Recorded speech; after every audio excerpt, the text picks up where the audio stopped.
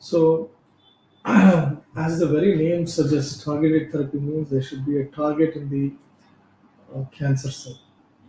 See, if you look at five breast cancer patients as an example, in an identical stage, all five breast cancers are in similar stages, all the five cancers will behave differently. So, you cannot use the same mantra to treat all the five breast cancers because they have different abnormalities. So the driving force will be different. They are called the targets. The abnormalities can be lying in the surface of the cell or inside the cell. We call it cytoplasm, or the target could be deep inside the cell. We need to identify these abnormalities, which are the driving force, which is causing the cancer cells to proliferate. So that becomes a specific abnormality for that specific cancer.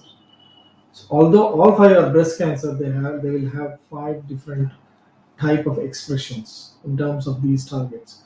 So we need to target this specific target with a specific drug. It could be an oral medication or it could be an antibody medication which is given as an intravenous therapy, and that's when it becomes that much more effective.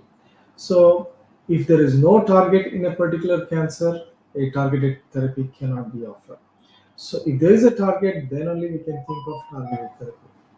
These targeted therapy medications, they can be in the form of small tablets, oral pills. They are called tyrosine kinase inhibitors, or intravenous therapies called monoclonal antibodies. So majority of these drugs have different kind of side effects other than chemotherapy. They are much more tolerable, and these side effects can be easily managed. So to answer in short, not all patients will have these targets, so targeted therapy cannot be given for all patients.